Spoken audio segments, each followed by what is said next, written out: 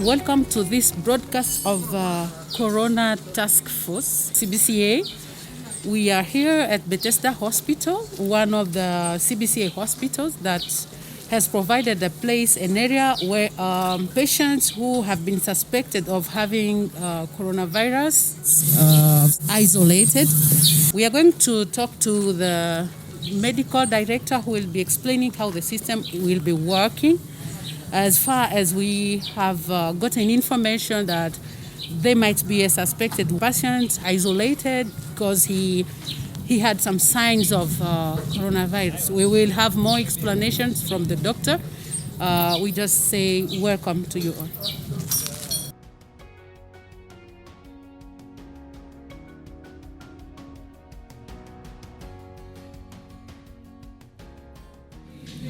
My names are Dr. Steve Kisembo. I'm the medical director of Bethesda Hospital, one of the Cbca healthcare facilities in the city of Goma, one of over 160 healthcare facilities of the Department of Health of Cbca. So, in this context of coronavirus disease, we are also organizing a minimum of activities to prepare ourselves just in case that we could have one case in this hospital. So actually this is what we're going to talk to you, show you a little bit what we are doing, and we hope that you'll be interested and you'll have a little bit time to listen to us and to see what we are up to. Thank you very much. So this is the main entrance of the hospital. Patients, relatives, or visitors are entering the hospital through this gate, and once they enter the gate, they get to this washing hands point here. So they get their hands washed from here, and then they proceed to the next checkpoint where temperature is being taken, and then they can proceed. But if it's the patient that comes in the hospital, he has to stay first here. So they go through the checklist to make sure that the person has no contact with epidemic region or area, or if he has contact with people suffering from coronavirus or not. So all these are being taken from this checkpoint. So they go through a number of questions that they respond to, and then if there's no doubt for the patient, then the patient can be taken either to the emergency service. Otherwise, they go for the outpatient department for their consultation. So,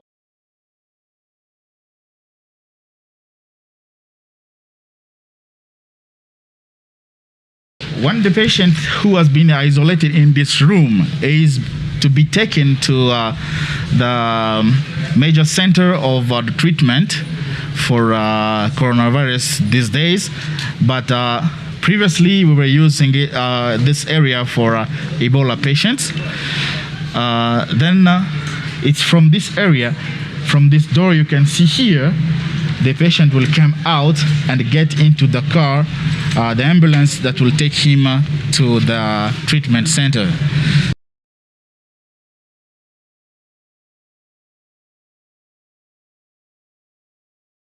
So women who are about to deliver and they are suspected to have either Ebola or coronavirus, we consider this room to be the room where they will they will be helped to deliver in the hospital setup. So this is the maternity bed that you can see here. It's the same bed that we have in a standard delivery room, and the list that we can need for a delivery room is here. We have electricity, and also we have some points for water just behind, and this is what we have considered for this purpose. So I can show you now the other room that is being used as an OT, just next to this room. So as you know, the cases of Ebola were not really reported in the city of Goma, and not even here in our hospital. This facility that we previously considered to be the facility for Ebola cases, suspected cases, actually now we are using the same facility to for patients who are suspected with coronavirus. We don't say that this is the place that we are treating coronavirus patients as such, but those who are suspected are being treated here. Meanwhile, their samples has been taken to the lab. So instead of looking at the patient, someone who's bleeding and needs operation right away, and he has signs of coronavirus, so this is the room where we believe we will be taking them for operation, either just to stabilize them, those who are bleeding, and then from here they can go into the other room that is at the entrance now to wait for the team to come and take the sample for the lab. So this is the operating room. So it's true, it can help us, but still we have too many things that we need as well, and I will show you maybe after, because this was previously built for Ebola purposes, but as we are facing another outbreak, that is coronavirus, I believe we will need to do a new setup to make sure that we are really facing the challenge with the basic need that we have. So this is the operating room. You can see we at least have everything. We have suction machines that are there. We have a concentrator of oxygen that is there also.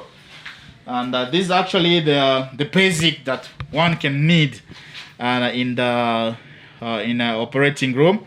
We also have a monitor that is on the other corner. So at least the basic that we need in an operating room is there, and we can use it. So I can show you the rest of the room. This is actually the gate from which the surgeons are coming out, and the other gate, the door that is there in the corner, is from there that the surgeon gets in to the operating room or into delivery room. So this area you can see here is the area where the staff that has been in the operating room or in the delivery room, they come to undress here. So all that they used inside as their own dressings, they remove them from here, and there's another small exit point here where those who are in charge of all the instruments that were used, they come from here to pick and collect everything, either to go to drop in the pothole that is there, either they take it to the incinerator to incinerate all that they have used for the purpose. So this is the area where the sergeant and his team, they come to undress everything that they put on as they were operating.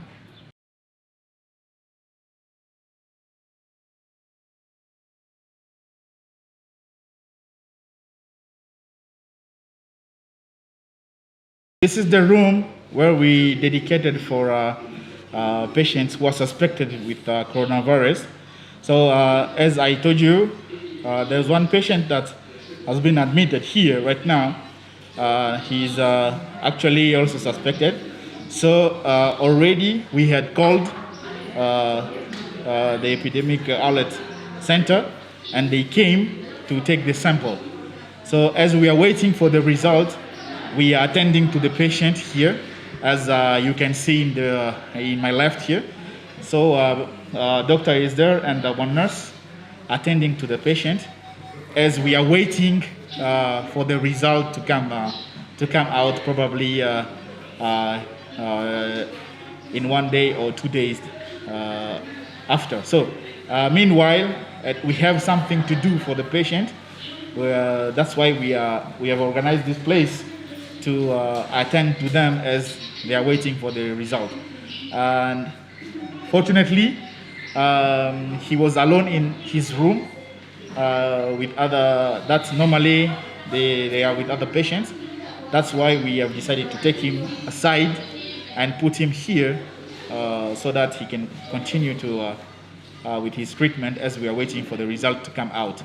So this is the room I was explaining, and the place you can see here communicate immediately with the isolation area of the hospital. So we are going to break the wall that's here and then put a door that communicates with the isolating area.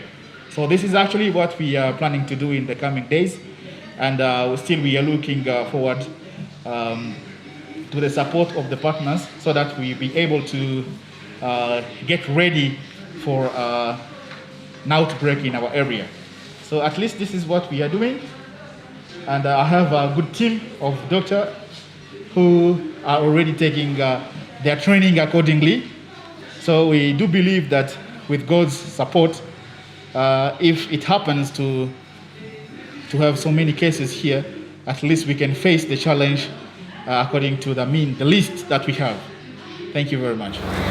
Ending this broadcast, we want to remind that the DRC registered up to this time 394 cases confirmed since the coronavirus entered in this country, and among them we have 48 recovered, 25 died of coronavirus, and 321 are the active cases up now.